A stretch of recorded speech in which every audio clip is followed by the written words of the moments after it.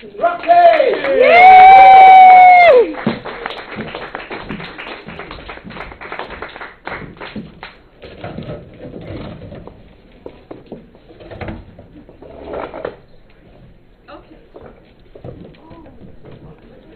We got a special treat because Brant Lyon agreed to accompany me on some of these.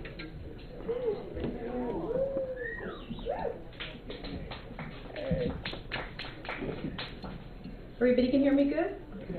Mm-hmm. The first one is called Mother of Moses.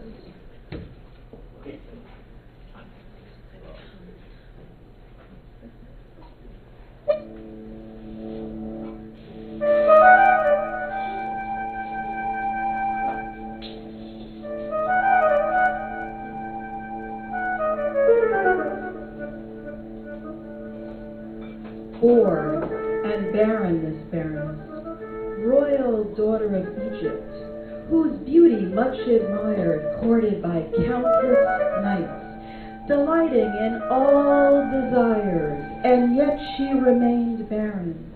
No babe would ever swell her womb or rumble in her belly, readying itself to burst forth into daylight from these limber, lanky loins, to swell her heart with pride, to fill her gaze. And yet, a mother, catapulted by circumstance, basic instinct, a dormant yearning awoken, when she heard this young, strong lung crier afloat in his tiny ark among the reeds, by birthright pleased, no slave, and as the son of the Hebrew, decreed to expire, to be plunged into the rapid rush of river, and drowned at birth. She plucked him like a wild flower among the weeds, and made him squire, hid his tribal colors, a homespun swaddling cloth, and his birthright, to crate and carry cast clay stone upon his back, and never tire, like his father and his father's father, master masons erecting her father's empire. She called him Moses, she called him son, so they would call him sire, and like her father's father, Pharaoh, king of ancient Egypt. And so, this baroness, she became a liar, and with Miriam, co-conspired to spare this Hebrew boy, who swelled her heart with pride, to hear his baby mumble, to watch this toddler tumble, and rise to talk and walk a man, to burst forth like daybreak and lead a nation out of Egypt to our promised land. She called him Moses. She called him son.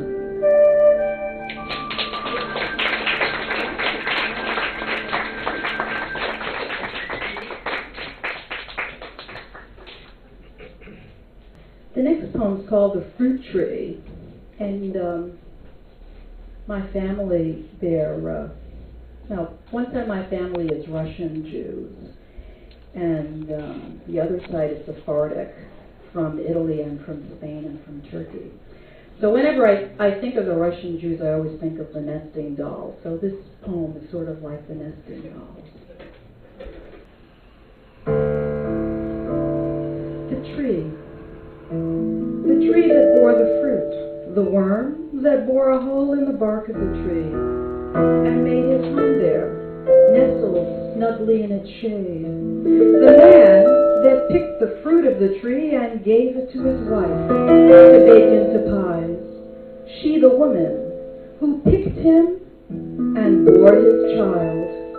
They too left their mark in the bark of the tree, carving their initials there. They're the pair that planted the tree and therefore claimed it theirs. But the sky and the earth are the ones that nurture that tree, made it grow strong and ripe with pears.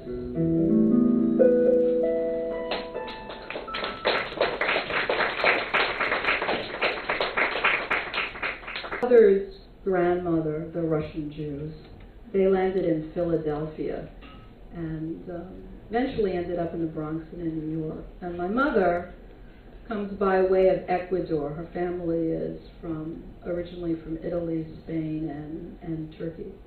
And it's always amazing to me how everybody managed to speak to each other. But there was always a common thread of Yiddish and Ladino. Ladino is the Sephardic language. And somehow, you know, despite wherever you were, you could always sort of connect and interrelate with those two languages. They say that there can be lunacy without love, but there is no love without lunacy. So we're going to end with one lunatic love poem about a pair of rock doves. And the rock dove needs to get to his sweetheart, but there's a big cat in the way. So the name of this piece is Said the Rock Dove to the Putty Cat. And the stuff that sounds like Spanish is Ladino.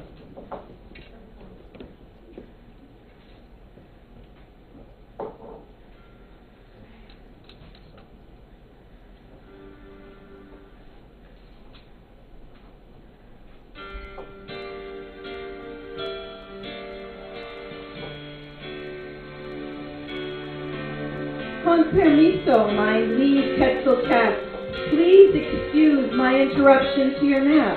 Disculpa-me, for I must cross your belly. Why, you ask? Well, to get to the other side, of course, where the grass is greener and the rose is rosier. And if I can confide a top-secret secret on a strictly confidential, need-to-know only basis, where I have lately spied the buxom beauty who will be my blushing bride, trampling your Queen Anne's untied laces. Perhaps you've seen her, my little chicksa, waddling by, with no puffed-up daddy strutting at her side, and heard the rhapsodic rustle of her brimming bustle as she does the hustle across the neighbor's yard in search of delectable delicacies among the grasses. Today, I'm going to offer this loveliest of all the lasses, my handsome blue-barred self in marriage.